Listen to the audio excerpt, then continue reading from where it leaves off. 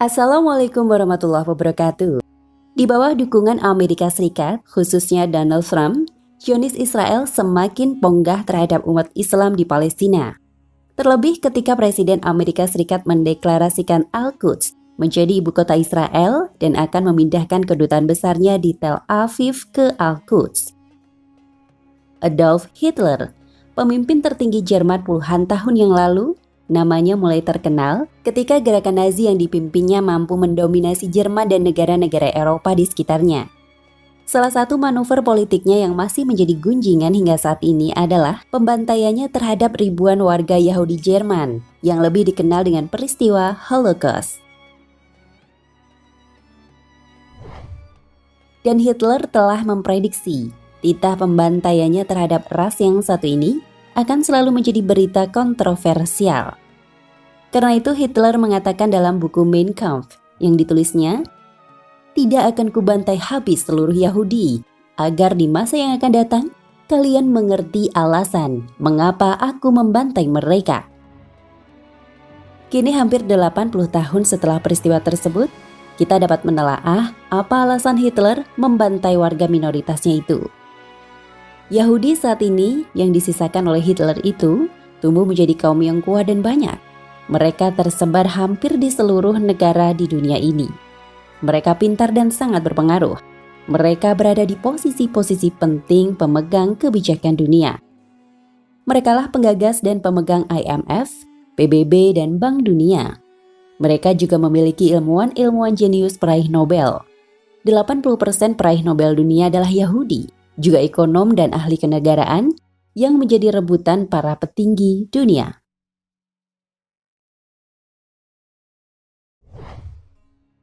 Alih-alih memberikan bantuan bagi suatu kaum atau bangsa yang tertindas, mereka malah menggunakan segala kejayaan yang mereka punya untuk menindas bangsa manapun yang mampu mereka tindas.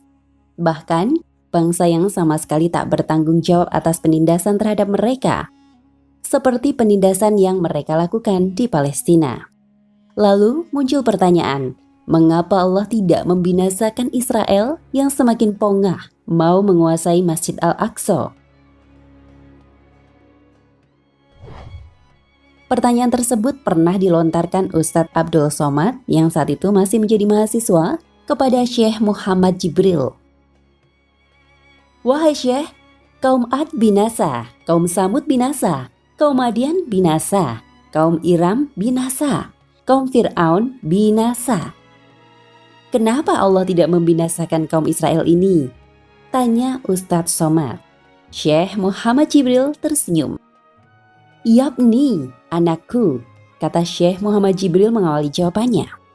"Seandainya Allah membinasakan kaum Israel ini, lalu apa yang tersisa untukmu?" Mendengar jawaban dosen tafsir Universitas Al-Azhar itu, Ustadz Abdul Somad terdiam. Allah sengaja menyisakan kaum ini sebagai medan jihad. Kita menolong agama Allah Subhanahu wa Ta'ala.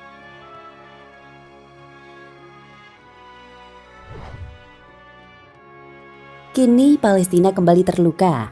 Al-Quds akan dirampas dan dicaplok Zionis Israel, termasuk Masjid Al-Aqsa yang merupakan masjid suci ketiga dan kiblat pertama umat Islam. Kaum Yahudi masih ada hingga saat ini, meskipun sempat mengalami kekalahan fatal sewaktu perang di zaman Rasulullah akibat mengkhianati beliau. Yahudi Eropa juga pernah dibunuh Hitler, yang juga keturunan Yahudi. Mengapa Yahudi terus ada? Ternyata jawabannya terkandung dalam hadis yang diriwayatkan oleh Imam Bukhari.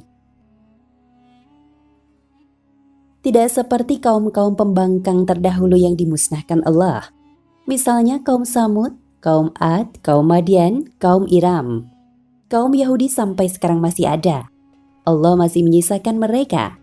Bahkan kini sangat keras permusuhannya terhadap umat Islam, khususnya dalam menjajah dan membantai Palestina. Kalian akan memerangi orang-orang Yahudi hingga mereka bersembunyi di belakang batu.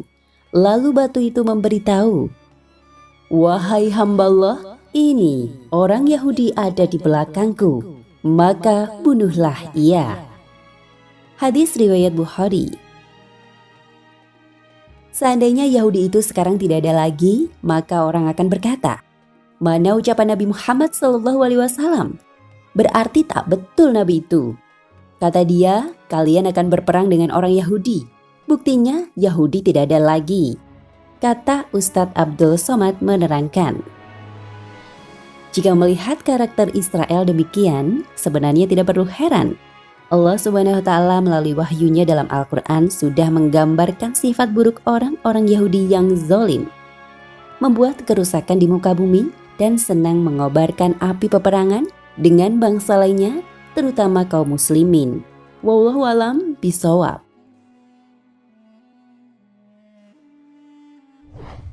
Nah pemirsa Ensiklopedia Al-Fatih, sampai di sini perjumpaan kita kali ini. Semoga menginspirasi.